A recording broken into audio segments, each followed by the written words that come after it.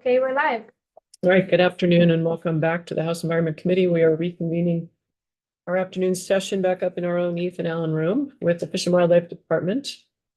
Looks like starting with their council to hear comments on H230. Welcome back. Thank you. For the record, my name's Hannah Smith. I'm General Counsel for the Department of Fish and Wildlife. And I'm in this chair, but I think we're going to be generally available as questions come up that relate to our different areas of expertise. So I'm joined by the Commissioner and Major Sean Fowler and John Austin of the Wildlife Division. And I know this section of the bill has been through several iterations over the last few days. And we're obviously here to answer any questions the committee has, but we can also, I think we wanted to start just by taking a step back to our original intention in introducing language related to the regulation of reptiles and amphibians. And you guys have heard a lot of testimony on this, so I don't want to repeat anything that's been said ad nauseum, but our intention was the language as introduced gave the commissioner, specifically the commissioner, not the board, discretionary authority to adopt rules that would be for the purpose of protecting reptiles and amphibians. The intention was to create additional regulatory authority over a species that has the potential to be exploited, and because we don't exercise explicit authority over them now. The rulemaking authority was intended to reflect similar rulemaking authority that we have over other wild game. So it was it was intended to provide us with the ability to adopt restrictions as we felt necessary in order to protect species that were facing threats, whether existing threats or new threats. And so at this point, the language now, it looks different than what was introduced by the department. And to that end, I can walk through the language from the most recent draft. We do have a couple concerns with the way that it's worded, if that would be helpful for the committee. Yes. So this is just to make sure we're all looking at the same draft. This is 3.5. It's dated 4/24. No, sorry, we have 3.7. 0.7. Or 25 under Michael O'Grady's name today. Well, You got it. Okay. About this one? I can, I have my computer okay, Yeah, and yeah, everything. okay, You know, Fairly similar to yesterday's. okay. Well, I apologize for not checking again today. The first thing that I want to note is in subsection A, so this is page 6, it's going to be line 3. I wanted to flag this, and I know this has been a topic of discussion for the committee, but it currently reads that a person shall not intentionally take a reptile or amphibian in the state. And this was something that law enforcement flagged. Intent is not a condition that we need to prove with any of our other taking statutes. And I understand the discussion that happened around this, and it was related obviously to unintentional take when construction is happening, but it is difficult, if not impossible, for us to prosecute these violations if we have to prove intent. It is very easy for someone to say, I was doing target practice. We don't have intent as a condition of our other taking statutes. So how do you then deal with an accidental take? So the way that the taking statutes are and regs are otherwise written, it's strict liability. So any take is prohibited unless you're hunting in season with the correct license. But our law enforcement efforts are not focused on unintentional takes. We do not prosecute accidental takes because we don't have the capacity. And I would also invite any additional insight from the major here. I agree completely with everything you said so far. So they are illegal. It is illegal to run over a fawn that's bedded down in a field by accident, but we don't have the capacity to prosecute those. we're focusing our efforts that are focusing our law enforcement efforts on those poaching, deer jacking, things that are clearly a violation of the intended hunting regulations and requirements. And in a criminal context, it is just incredibly challenging to prove intent, particularly when you're talking about something like killing a turtle. Questions on this? Think So your suggestion is strike intentional. If the committee wants to proceed with language that imposes a ban on the take, we would advise striking the intentional language. If it's in there, it becomes relatively unenforceable. Representative Chapin. So just to be clear, anytime somebody hits a deer with their car and the deer dies, that, or doesn't die, in either case, that's an illegal activity. It's just not enforced in Vermont. Technically, yes, that is correct. And there's no And- other statutes that guide that at all, whether it should be enforced or not. You know, a big gap. Past practice is one, for sure. And there have been times in the past where specifically around like deer decoys that we use as an enforcement tool to prevent, dissuade road hunting and that kind of thing. Night hunting, we've had instances in the past where people like literally drove way out into a field to run over our decoy. And they were prosecuted for that. Yeah, it's not just a blanket, never, ever, but at the same time, we don't want to have to go and, arrest everybody that unintentionally hit a deer or was not paying close enough attention and hit a deer. Yeah. Thanks. Any other questions on that one?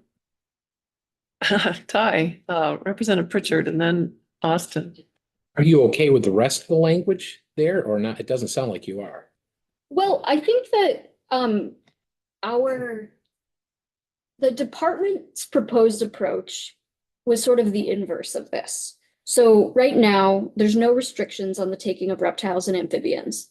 Our proposal was discretionary rulemaking that would allow us to impose restrictions on the take as necessary.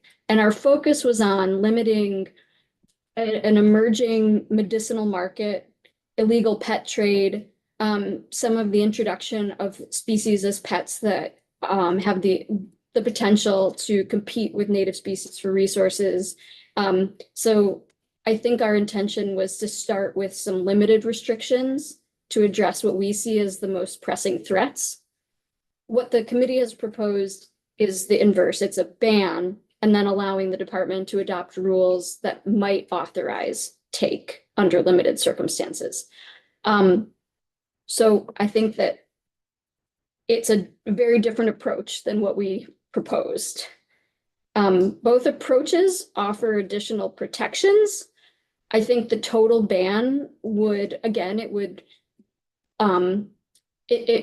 would require law enforcement capacity to enforce. And, we're going to have the same number of wardens this year. So there's that. But I think that it's worth, the discussion. We appreciate the proposal and the protection that it offers, but it's very different than our proposed approach. I think that our proposed approach, from our perspective, gave us more flexibility to expend our resources where we thought it was most necessary. Representative Austin.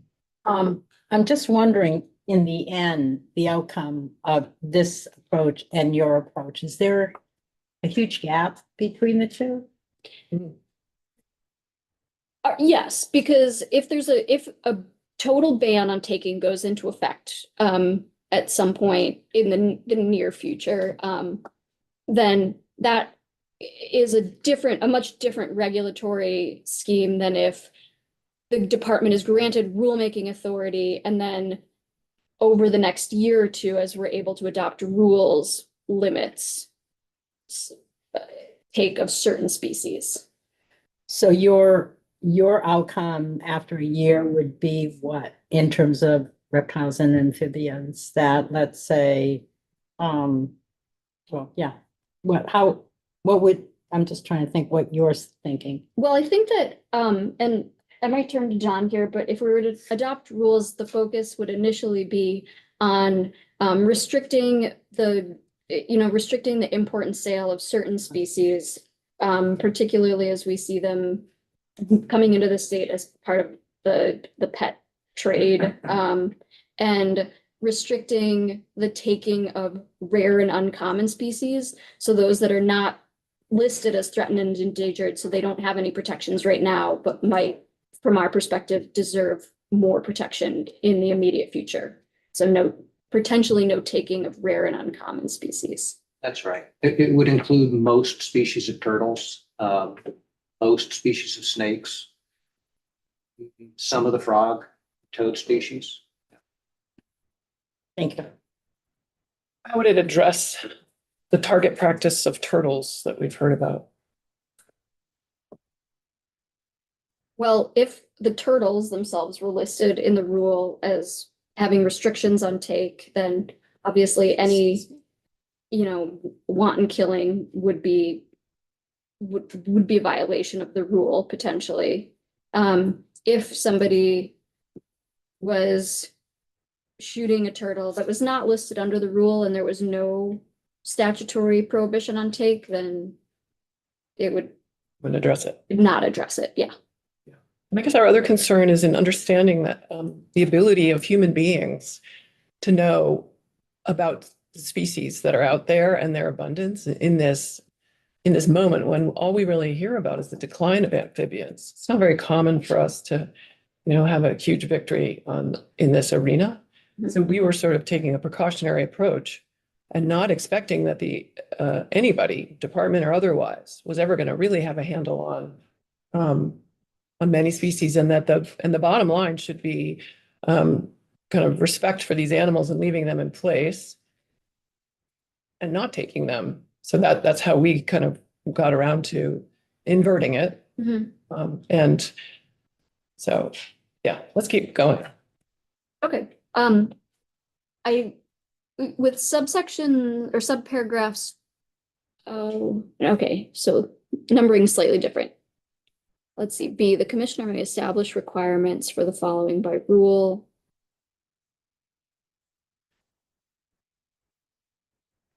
I don't think there's the collection or possession for commercial use, export or sale.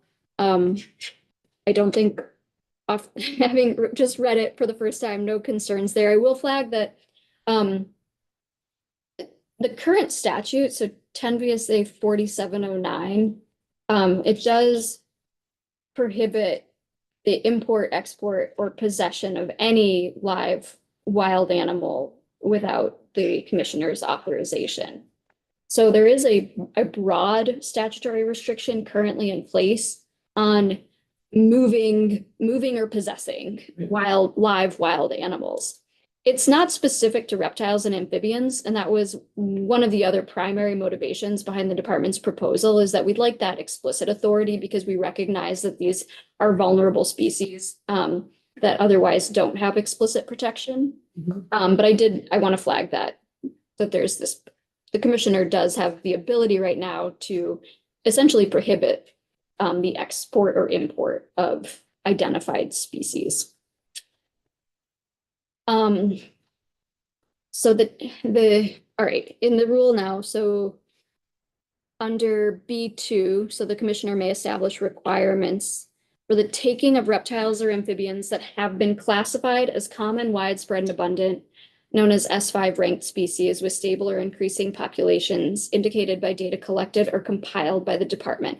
I think the addition of compiled is helpful. One of our concerns, and I think Luke might have spoken to this a little bit, is his focus is more the funding that funds his position and his focus are on the rare and uncommon species. So the department's not actively collecting data on these S5 species.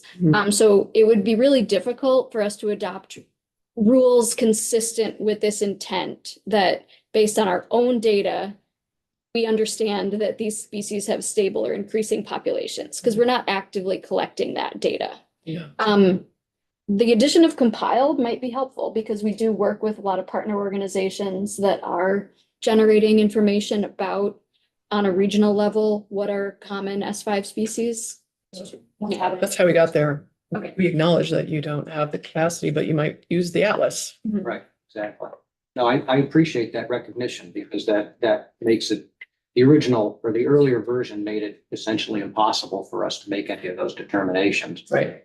Just never going to be in a position to know the extent of the populations of green frogs or leopard frog and things of that nature. So maybe that additional word does make this workable. I think in talking with people like Jim Andrews and with Brock and Dr. Renfrew, I mean, you could, instead of that, include a reference to consultation with the Vermont Reptile and Amphibian Species Advisory Committee that advises the Endangered Species Committee. That's the group of professionals that we work with on a regular basis to set those S ranks. It happens now with or without a statutory obligation, but you know, that would be another approach. To reference that relationship to consultation. Okay, great. Representative Stakovich. Yeah, just presumably they would be using in some data though, right? So wouldn't it get to the same place? Well, they're using what data exists for all of these species, but I think they would tell you, as you may have heard from Luke Groff or Jim Andrews earlier in their testimony, that a lot of this data is based on professional judgment, lots of time and experience in the field. So they just have a good professional sense for the status of the populations of some of these species relative to some of the more rare species that they invest a lot of time in, understanding the abundance and distribution, say, of spotted turtles or timber rattlesnakes. I mean, we count the individuals for those species, but it would be things like, as the chair references, the Herb Atlas that lots of citizen scientists contribute to. That's a great source of information. But it's still not the type of data that we would normally use to offer a population estimate. I would say that it's not uncommon for that to happen. There's lots of ways that within the wildlife conservation profession, professionals are exercising their good judgment based on the information available to get a sense for or to set an index of population status. So, for example, one of the things we learned from Jim Andrews and others, how would the department go about estimating the population of and the reproductive success of snapping turtles? If you were going to say, okay, we're going to have a regulated season on snapping turtles, how would you do that? Good question. I guess I'd want the experts here to speak to that. I mean, snapping turtles, like all turtles, they're like the reptile version of an elephant, right? They live a really long time. They don't reach sexual maturity until an older age. They're not reproductively fecund. In other words, they don't lay a lot of eggs. The survival of those eggs that hatch successfully is generally low. So you've got this long-lived species that doesn't reproduce very fast. So, I mean, turtles, generally speaking, are not a great target for harvest. I don't know. We'd have to make a decision as informed as we could as to whether or not it made sense to allow the harvest of snapping turtles. Right now, it's only a topic of conversation because we have anecdotal information to suggest that there may be a handful of people out there that engage in that sort of thing. But it may be that we decide it makes no sense to allow that. Okay.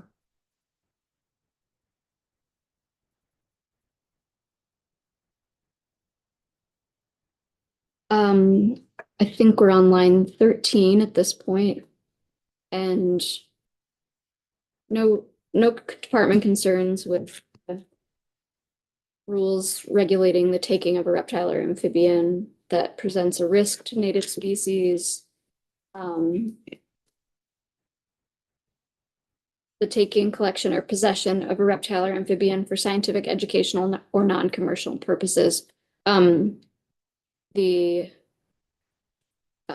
We can permit that possession of live wild animals for educational purposes currently under 4709, but specific regulatory authority to craft restrictions around that would be helpful.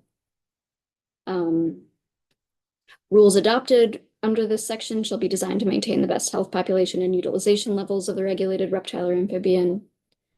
And then this section 7 relates specifically to pond sliders. A person shall not import, possess, or sell in the state a pond slider unless the turtle was legally acquired as a pet prior to July 1, 2025. I don't think that that's an issue. I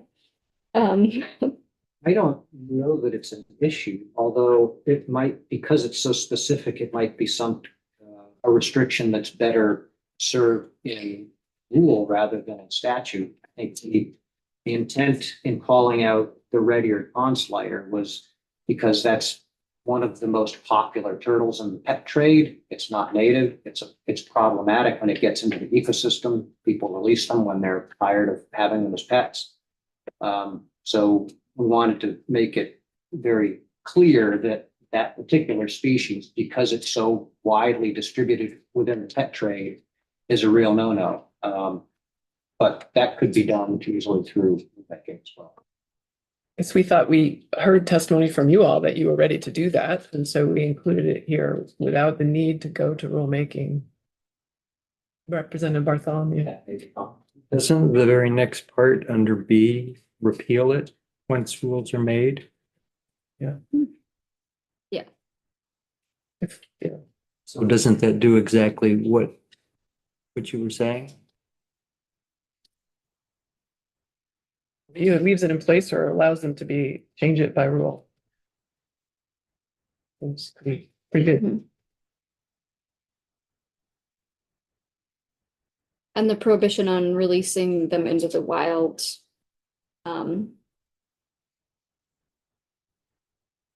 Is fine. It makes sense. Challenging to enforce, but makes sense. And then subsection C, when the commissioner authorizes the taking of a reptile or amphibian by hunting, a hunting license issued under Part 4 that authorizes the taking of reptile amphibians shall include an endorsement indicating the authorized taking. I think that, that speaks to the structure of our hunting licenses, and I haven't had time to fully digest what that would mean. Do you have thoughts on that? Well, I think looking at our license structure, your hunting license allows you to hunt a variety of species. And then we have separate additional cost add-on tags for many of our big game species. So this would be taking something and making an additional endorsement or license that it's just outside of what's been done up until this point within Fish and Wildlife law. It's additional tags for taking substantial sized large game animals that are generally utilized for food consumption, among other things, is the separation of those tags. But with just a regular hunting license, you can still go out and hunt ruffed grouse or gray squirrels, for instance. There's not a separate endorsement for those particular species. And this would be a separation from what has been done up till this point. I guess the idea is to figure out how many people are eating snapping turtles or frogs' legs. Because we don't know.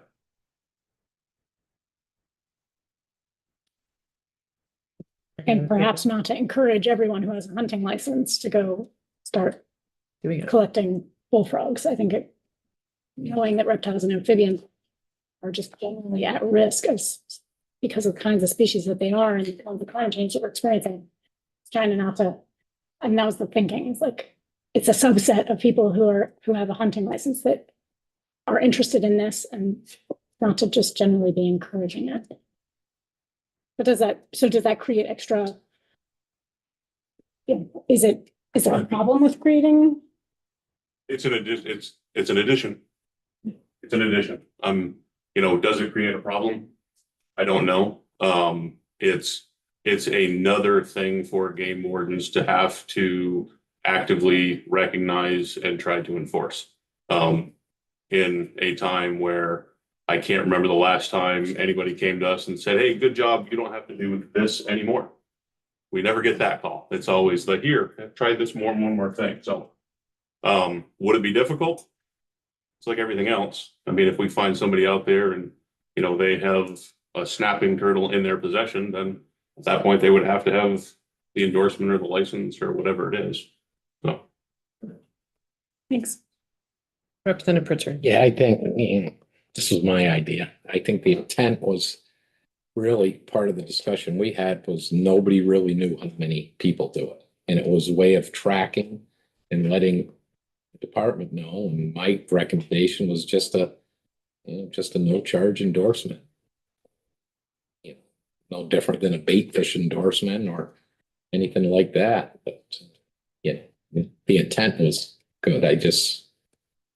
and to be fair, and even with a bait fish endorsement, there's no charge to the individual angler out there.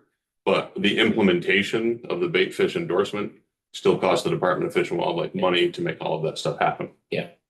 In that particular case, we still had to come up with a test, an online test, and then do all of the stuff as far as the online aspect of that goes. And then it's addition to our license sales system. But I think the intent here is just, yeah, I do take snapping turtles. I get an endorsement. I didn't think there would be any extra additional work for the department involved. And it gave you a mechanism for knowing who's taking them and who's not and how many do. How many are there? Is there a dozen? Is there 1,000? Nobody knows. So if we could add something to the license system where it's like the hip checkoff. Yeah. You just check a box and I intend to harvest reptiles and amphibians this year. Check the box because I appreciate the intent. It would be helpful to have census to extent. We think it's very low, but we don't. Yeah. Really know. We could certainly add it to some of our 100 surveys that we do every year. Absolutely. Representative Taglivia. I think that pretty much answered my question. My question was gonna be, how do we wind up finding a way to raise awareness for the reptile and amphibian populations without it costing the department too much money or requiring an endorsement, which could wind up leading to a violation? The point you brought up made sense, a lot of sense. Representative Chapin. Just really quickly, I just want to mention that the other thing that we were discussing as a committee was the potential that particularly snapping turtles might actually be a health issue for people who are consuming snapping turtles. And does the department have the opportunity to educate people like we've done in the past with sort of certain kinds of fish that have high levels of certain things in their bodies because of the way the ecosystem works? So I guess I'm just would be interested in retaining something here that also allows you to be educating that small population of folks, knowing who they are, and then also being able to educate them in that case or in other cases where that's an issue. As I say, it may be that it is our impression that there are people who still engage in the harvest of snapping turtles to make turtle soup. But we don't know if that's occurring and to what extent. And I agree with you. It seems logical that people be concerned that snapping turtles are bioaccumulators. They live a really long time. They live in environments where you get the accumulation of lots of interesting substances and, they're eating things that are eating that stuff. So it does make sense. I'm not aware of any data that tells us here's the level of toxicity in these various compounds in snapping turtles. And so it's a public health concern. It may be, but again, it may not be an issue altogether if after we get through all of this, we end up restricting the harvest of snapping turtles altogether. Yeah. Okay. Representative Lawson. Yeah. I just can't stand the idea of people just shooting turtles, target practice. If they want to eat them, that's fine. But I would really like that to not happen, be permitted. That's a shared interest. And that is the core of why we are eager to see this move forward. Okay. Right. Moving on. That is the end of this section. Okay, I didn't know if you wanted to go to any other. Section 8, we have new language, but, okay. Great. Further questions, Representative North? Yeah, I do have a question relative to section 8, something Ella and I were talking about earlier. Anything yellowed. Section 8, subsection lowercase f, Mm-hmm. page 9, Yes. lines 7 through 9. That seems redundant to the new sections. Yes, the prohibition on the collection or possession of any reptile or amphibian or parts thereof for dead or alive for personal use. I think that the rulemaking authority as drafted under section 7 would, yeah, it would be 7 or 6? 6. 6 is the language. Yeah. Yeah, it would be it would be the same restriction essentially. So it is essentially redundant, but maybe it's true, and I guess a question to you then, is this 10 VSA section 4709, where this section 8 item F appears Mhm. newly now, is this in a different enough section of law that requires it to be duplicated because of the way the law is structured, or? No, it's the same part of statute. It's all under part 4 as it relates to fish and wildlife and No. the proposed 4085, which was the new language proposed as rulemaking authority over reptiles and amphibians. That falls under the header of sort of the department's regulatory authority. And I can't immediately recall what section 4709 is in, but no, it would regulate, it would be broadly applicable across the same universe of species effectively. Yeah, it doesn't need to be duplicated. We will ask our legislative council as well. Yeah. It sort of seemed like I recall why it was, we had that question before and then we put it in there. So Okay. we'll find out. And it's, I guess I'm fine if it remains there, but if it does remain there, it seems like the timelines ought to be lined up so that subsection little f takes place at the same time or goes into effect at the same time as section 6 does. So I think that would need to be accounted for in section 13 where the dates for applicability comes into play. Right, and I think. I remember there was a rulemaking deadline in a previous iteration of the. We do have a rulemaking deadline. It's January 1, 2027. It's at the end. Okay, Here's in section 13 is how that gets. I see, okay. Not as much a rulemaking deadline as it is when the altogether prohibition goes That's into when the effect. ban goes into effect. Right. That's Okay, So it gives you some time to put the rules together before the ban goes into effect, so that, you know, at the same time. I see, yep, okay. And then this little subsection little f preempts all of that if that goes into effect on July 1st, 2025. Mhm.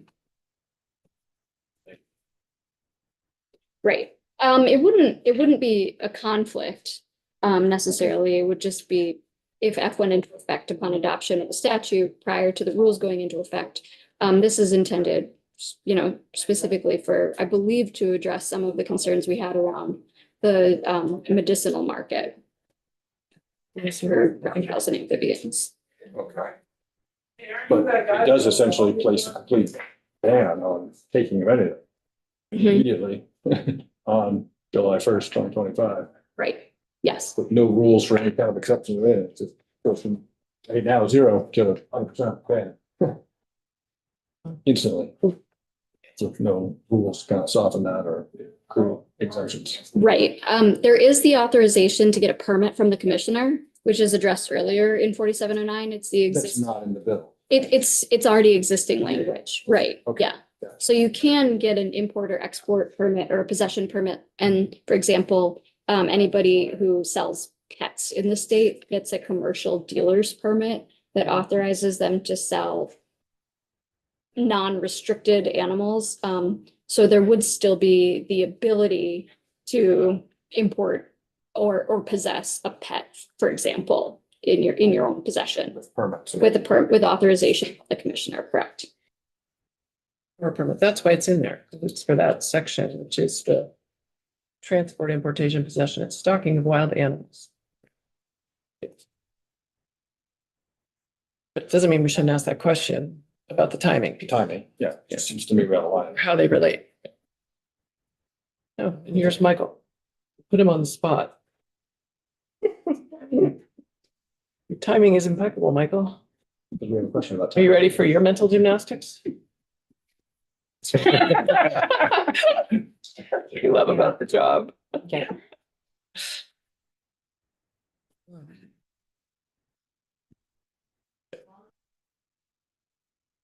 Please join us. Take a seat. We've walked through the changes with the department and have a couple questions, but I think what we'll do is orient you to the most recent question. Which is for an H 230. Page 9. Line 7. Sub F.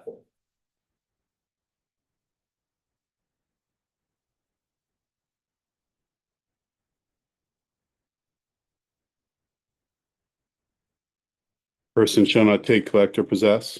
Yeah, so we're just kind of wondering if it's redundant or how it relates to section 6 and the prohibition on seemingly the same that is articulated there.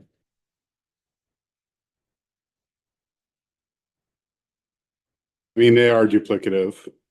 Should have noticed that. Well, but we're also wondering how it relates to like an animal like because it says by permit, right? So there's a difference. It says authorized by the rule, which is in section 6, but the line 9, it could be a permit. So let's just say the department doesn't choose to promulgate rules, they could still issue a permit for those sort of things under F. Well, the existing law allows them to issue permits for possession. So yeah, I do think there will still be authority there. But it doesn't limit collection of reptiles or amphibians, the existing law. The overall authority, no, it doesn't. It's not limited to reptiles or amphibians. Yeah. And so I think that's why we put it in here. I think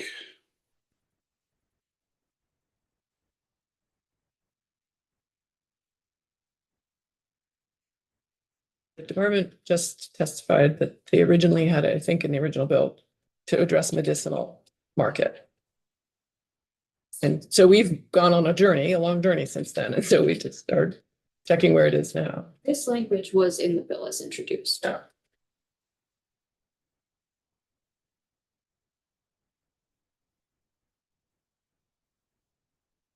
so. I have a question for the department. Is the permit just the permit reference, just the permit under this subsection? The answer back. Don't kill Didn't. it. Those are next.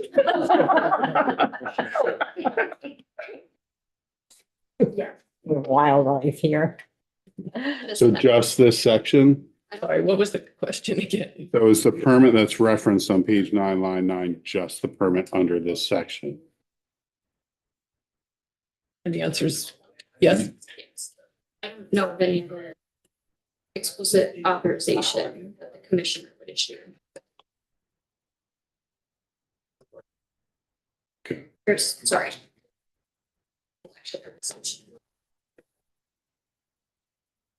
So I think you could say, unless otherwise authorized by the rules of the commissioner, which would be section 6. Person shall not take, collect, or possess any reptile or amphibian or parts thereof, dead or alive, unless permitted by the commissioner under this section. So you're contemplating that section 6 is going to come in. to effect, unless authorized by the rules of the commissioner, but you're also allowing for a permit.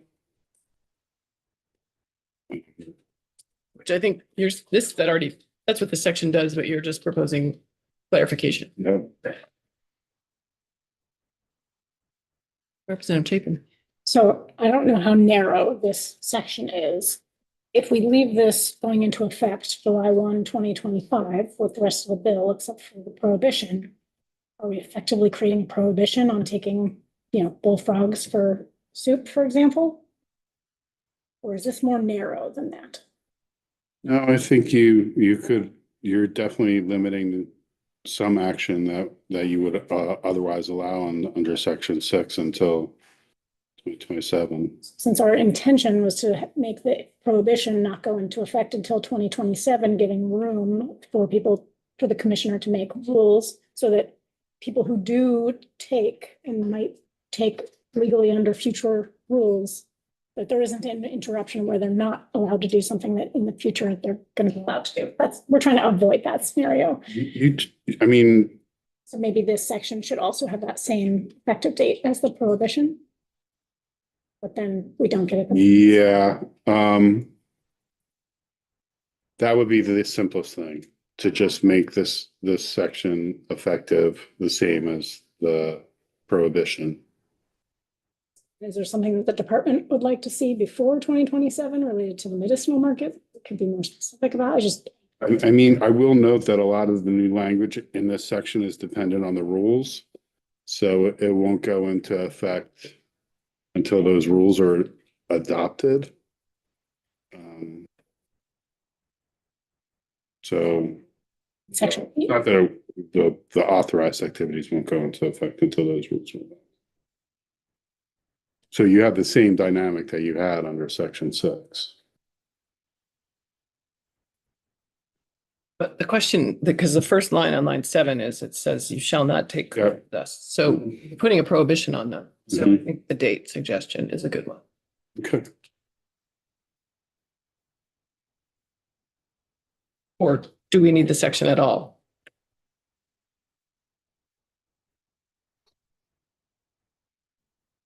Depends on what the commissioner authorizes under the rules. Right? If the commissioner doesn't make rules, this allows for permits Right. on the road. Otherwise would not be available in the rest of the statute, is my understanding.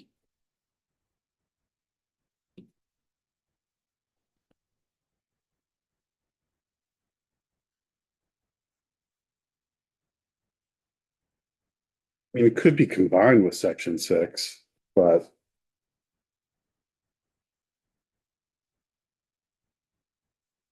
Let me just rewind and talk about what section 8 is doing, just in a global sense. so sure. Just from recollections was it's been on the books for a while, but then when the feral swine issue occurred, it was amended to kind of be more specific about what the commissioner could do or not do.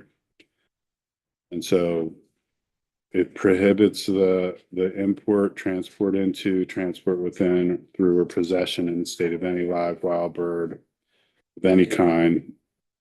Will be adding reptiles and amphibians without authorization from the commissioner or the commissioner's designee.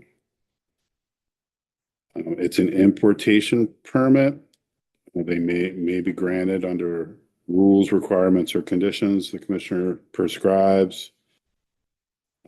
So this isn't just about taking. Remember, your section 6 is about taking, collection. This is about bringing into transport within. That subsequent subsection that you were just looking at, that does involve taking, and so does page 9, line 3. But page 9, line 3 through 6 is about any wild animal or bird. And page 9, line 7 through 9 is about reptiles or amphibians. I don't know if you need sub F. Because it's section 6. But I would leave page 9, line 3 through 6. That general language about any wild bird or animals. And that covers reptiles and amphibians? It would cover reptiles and amphibians.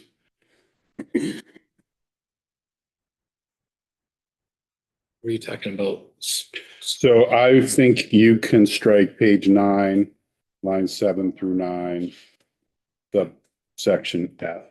Except another difference is one is for commercial purposes and one is for personal use.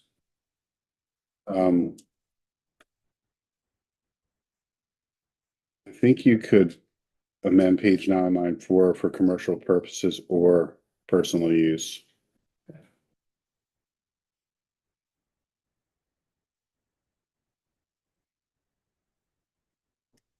Representative North. Those lines 3 through 6 are what Department of Fish and Wildlife originally wanted in there. And is that commercial use, is that, or commercial purposes, is that what you were trying to target with the medicinal? I think the one addition, if we make the amendment that Mike just suggested, is we would want to say commercial purposes or personal use unless authorized by statute, rules of the board, rules of the commissioner. I don't know if that's necessary, but I do think it's relevant. There are obviously like taking of certain species is authorized by statute, and we're not trying to prohibit that. Taking in commercial sale of certain species is authorized by statute. What species are you referring to? Well, there's a commercial angling rule. So certain fish can be sold. There you can sell game, meat that's during the season or 30 days after. And you can sell pelts for fur bearers that are legally trapped. Okay. And it's not our intention to prohibit any of those activities. Representative Chapin. Sorry, I think we're discussing potentially adding for personal purposes as well as commercial under section sub E. And wouldn't that include like my child buys a, rabbit's foot from China online to have as a lucky charm? We're not trying to outlaw that, are we? Or I buy, some kind of powder made from a wild animal that's used for medicinal purposes, that's made in some place commercially, and I'm buying it for use in a tea. We might be trying to prohibit that. Yeah, depending on that's my question. rare- Is how rare anybody the trying animal to- is. I know, Well, That's authorized. You're gonna have to authorize the rabbit foot. I thought this section was managing export, import on the commercial side, not on the personal buyer side. so a couple of years ago, you addressed the whole issue of the dead animals and the parts thereof, and it was in the covered animal parts bill, and it was specific to certain types of animals because you were addressing kind of a loophole in the Endangered Species Act, but B, you didn't want to do it for every animal. And so that's, Remember it fondly. and there were questions about, the members were raising, well, what about this animal? What about that animal? I think you're kind of do you want to be very specific, or do you want to give the department broad discretion to ban animal parts? Representative North. I think we're getting beyond the scope of what we were originally trying to do by putting or personal use in here. Let's just leave E alone. The way it is, I don't think we need to stick the or personal use in there. It's not what was originally intended. I think it goes beyond what the Department of Fish and Wildlife was trying to accomplish.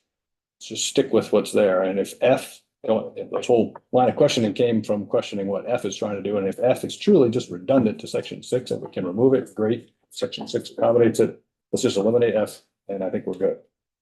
You don't need a. I still think, It's the statute needs to. be yeah, it's Hannah's recommendation about statute would make sense. Representative Sapp. Even with the commercial purposes. Yeah. Just. Yeah. Yeah, especially for the commercial. Representative. But it also does seem like the department was very much intending personal use to be not allowed, so. But that's for reptiles and amphibians, which you're gonna address under section six. Yep.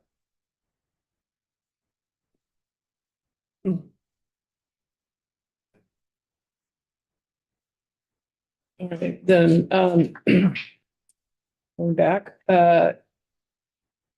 Ms. Smith noted that on page 6, line 3, the word intentionally is giving law enforcement a little concern. And I guess we just want your, I mean, we, along with you, got to that place. Are there other places in statute where law enforcement's required to prove intent? Yes, Okay, so that's not uncommon. no, That's what I remember talking about with you. So, I guess Major, do you want to just re-articulate your concern with this intentionally word? I was speaking very specifically about our fish and wildlife laws, not generally speaking. And in most of our fish and wildlife law, proving intent is not part of it. Representative Chapin? And just for benefit, what we heard, that currently the department interprets our statutes to mean that, that all take of other species of wildlife does not have anything to do with intent, and that they don't have to prove intent when someone takes something out of season or whatnot. And currently it's illegal to run over a deer with your car by accident. But if these things are just not enforced, so that's true with any kind of accidental take. Which was news to our committee, Yeah. so we're just trying to digest that, and if that's the case, do we need intent here? that's a broader issue about how the department interprets enforcement discretion. I don't believe they do appropriately. They set policies like that about running over a car isn't going to be a take. Over to you here. Running over a deer with a car isn't going to be a take. And that's not how enforcement discretion works. Enforcement discretion is a case by case. You look at the facts when you arrive. You don't have a policy about what the general application of enforcement is going to be in certain violations. So saying that running over a deer with a car is not going to be enforced, that's not enforcement discretion. That's the department establishing its own standard without going through statute or rule. And you addressed this issue with them a couple of years ago when you allowed hunters to carry a handgun protection in the woods.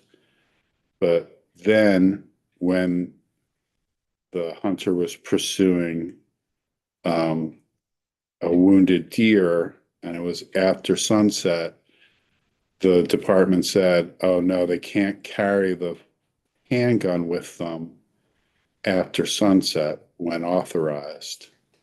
And they said that was enforcement discretion. That's not enforcement discretion. And it's a similar, the department has some similar policies that they say is enforcement. So it's not enforcement discretion.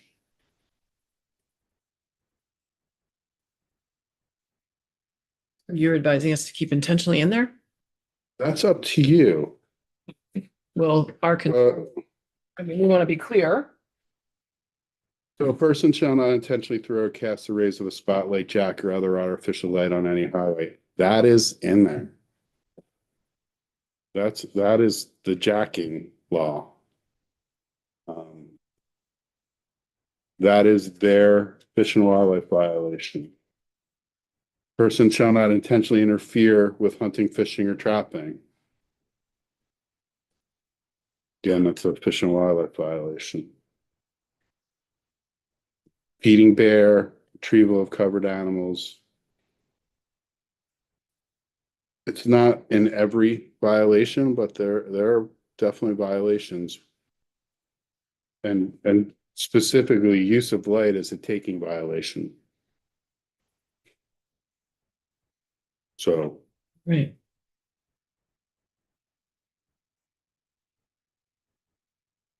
Representative Pritchard. I think part of the, if I understood the department's concern, maybe I didn't.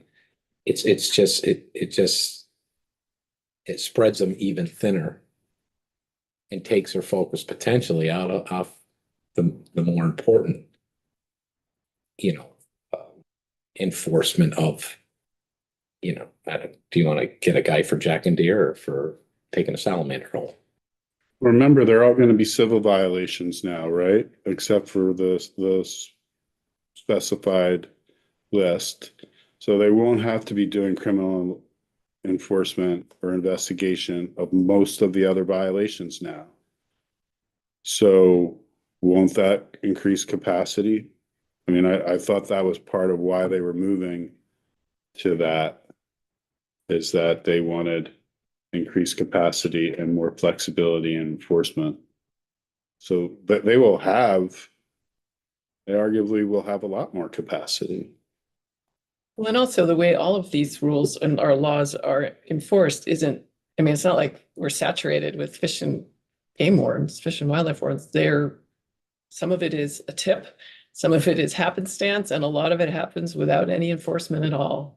So I think yes, it's true. We're not suggesting to add a new warden to enforce this, but if you did come across someone who was taking every amphibian out of a pond for some reason, you'd actually have a law behind you to enforce that.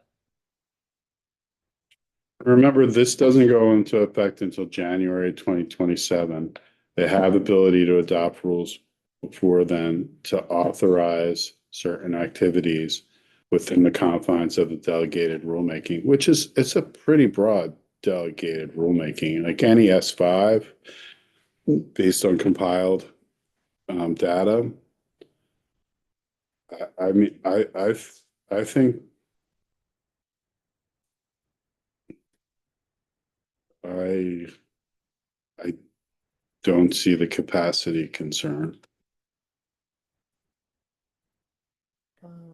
Other questions that came up for folks? Other comments from the department? I would perhaps throw out a suggestion, respectfully to the committee, to you, Chair,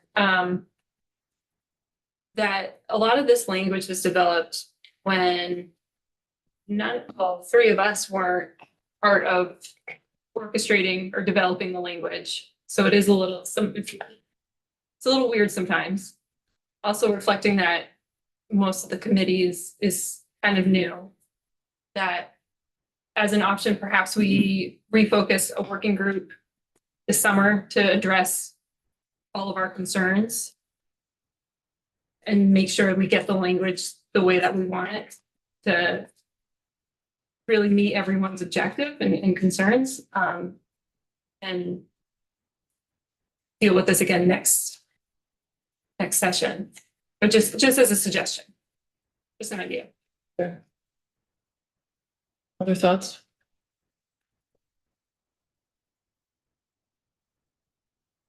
I'm not seeing any. Thank you all for joining us today, and we will reconvene in the morning.